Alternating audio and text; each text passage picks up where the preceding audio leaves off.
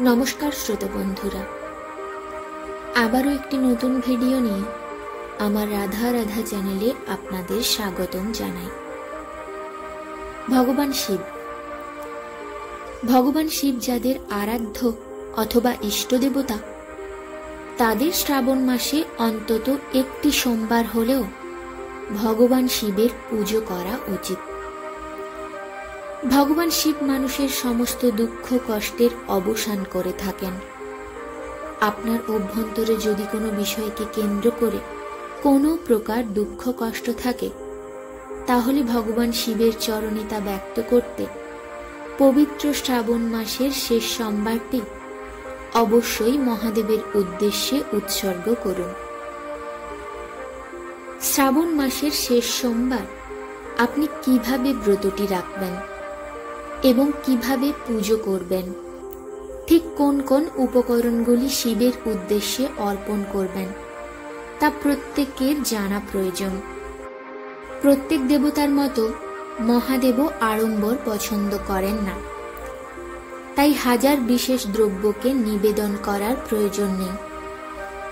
যেটি সর্বোপরি তা হল আপনার অন্তরের ভক্তি, শ্রদ্ধা এবং নিষ্ঠা। যদি আপনি শ্রাবণ মাসের শেষ সোমবার ব্রত রাখতে চান, তাহলে এই কথাগুলি মাথায় রেখে ব্রত করলে আপনার সংসারে সুখ, সমৃদ্ধি এবং শান্তি সর্বদা বজায় থাকবে। যে বিষয়টি মাথায় রাখতে হবে তা হল, তামার পাত্রে কখনোই ঘি, দুধ, দই দেবেন না। যদি দেন, তাহলে তা বিষের সমতুল্য হয়ে যায়। তামার পাত্রে জল ঢালতে পারেন, পিতলের পাত্রে জল ঢালতে পারেন, মাটির কলসিতে জল ঢালতে পারেন, স্টেনলেস স্টিলে জল ঢালতে পারেন। সব থেকে ভালো হয় যদি রূপোর পাত্রে জল ঢালেন।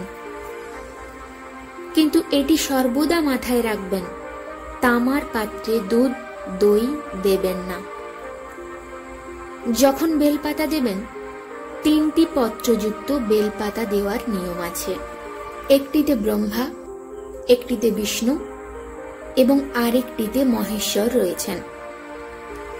বেলপাতা যখন দেবেন, বেলপাতার বোঁটা ভেঙে দেবেন। বোঁটা সহ বেলপাতা শিবলিঙ্গে দিলে তা বজ্রপাতের সমতুল্য হয়ে যায়। কথাগুলো দয়া করে মাথায় রাখার চেষ্টা করবেন।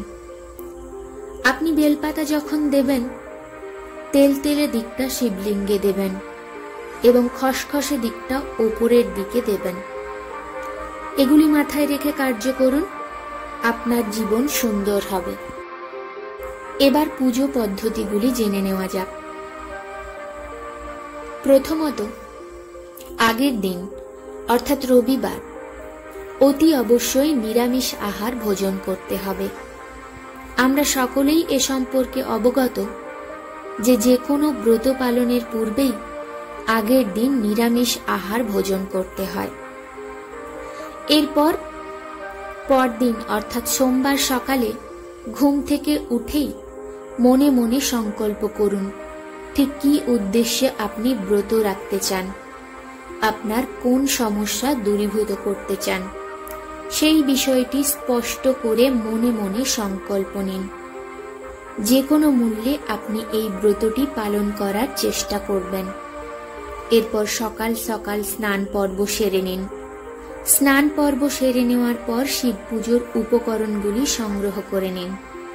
মনে রাখবেন, আবারও বলছি, অতিরিক্ত আড়ম্বরের কোনো প্রয়োজন নেই। সামান্য কয়েকটি দ্রব্য প্রয়োজন। সেগুলি হল বেলপাতা। গুনে গুনে নিখুঁত 16টি বেলপাতা সংগ্রহ করবেন। যদি বেলপাতা সংগ্রহ করতে না পারেন, তার পরিবর্তে অশ্বত্থ গাছের পাতা বা অশোক গাছের 16টি পাতা সংগ্রহ করতে পারেন। তবে আশা রাখছি অশ্বত্থ পাতা বা অশোক পাতার প্রয়োজন হবে না, বেলপাতা পেয়ে যাবেন। প্রত্যেক পাতায় একটি করে শ্বেত চন্দনের ফোঁটা লাগিয়ে দেবেন। এটি অবশ্যই করবেন। এরপর যেটি লাগবে তা হল ফুল, নীলকণ্ঠ, আকন্দ, কলকে, চাঁপা, বেল অথবা যে কোনো গন্ধহীন সাদা বা হলুদ ফুল সংগ্রহ করতে পারেন। এছাড়া ভগবান শিবের মাথায় ঢালার জন্য পঞ্চামৃত, দুধ, দই, ঘি, মধু এবং গঙ্গাজল একসঙ্গে মিশিয়ে নেবেন। সর্বশেষে একটি ঘিয়ের প্রদীপ ও ধূপ। এরপর আপনার সাধ্য এবং সামর্থ্য অনুযায়ী সামান্য কিছু নৈবেদ্য বাবার উদ্দেশ্যে নিবেদন করতে পারেন। সামান্য কয়েকটি বাতাসে নিবেদন করলেও চলে। শেষ সোমবার যারা ব্রত রেখেছেন তাদের এই দিনটি অবশ্যই শিব পূজার পূর্বে উপোস থাকতে হবে। আপনি নির্জলা উপবাস রাখতে পারেন, আবার শুধুমাত্র জল পান করেও থাকতে পারেন। এই দিন শিব পূজার পরই প্রসাদ গ্রহণ করতে পারবেন। যে কোনো শিবের মন্দিরে গিয়ে বা বাড়িতে যদি শিব ঠাকুর থাকেন আপনি সেখানেই পুজো করতে পারেন। পুজোর সময় এই বিষয়টি খেয়াল রাখবেন যে উত্তর পূর্ব দিকে মুখ করে আপনি পুজোতে বসবেন। ধূপ এবং প্রদীপ প্রজ্বলনের পর ওং নমঃ শিবায় এই মন্ত্রটি উচ্চারণ করবেন এবং তারপর ভগবান শিবের উদ্দেশ্যে একে একে সমস্ত দ্রব্য নিবেদন করবেন। প্রথমে গঙ্গা জল বা বিশুদ্ধ জল নিবেদন করবেন, তারপরে ফুল, বেলপাতা, অন্যান্য নৈবেদ্য নিবেদন করবেন এবং সর্বশেষে পঞ্চামৃত নিবেদন করবেন। তারপর আবার গঙ্গা জল নিবেদন করবেন।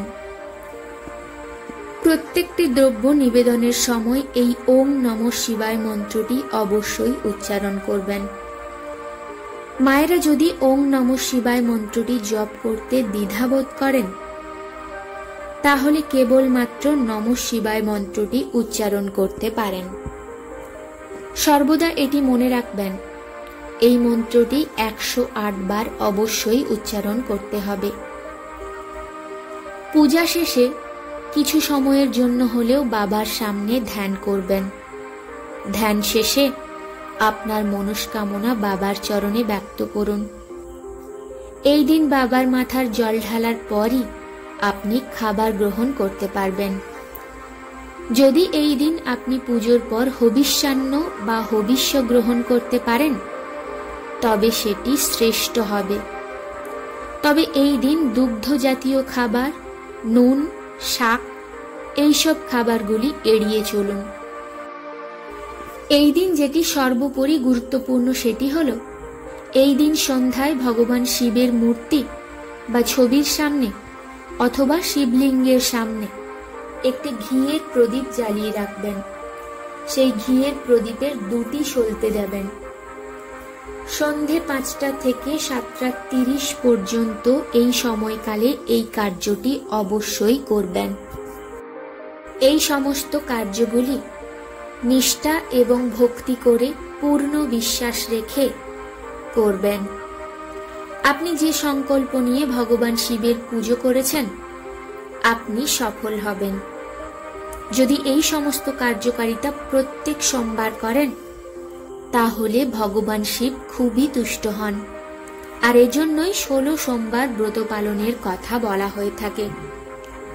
যদি 16টি সোমবার না পালন করতে পারেন তাহলে শ্রাবণ মাসের এই শেষ সোমবার অবশ্যই পালন করুন।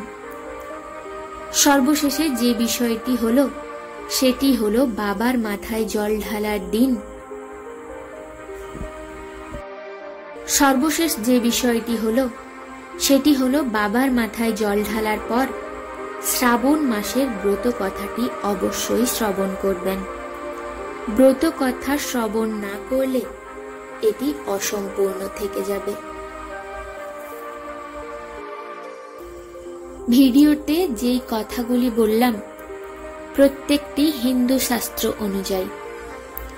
আশা করি শ্রাবণ মাসের শেষ সোমবার ব্রত করার সময় কথাগুলি মাথায় রেখে ব্রতটি পালন করবেন।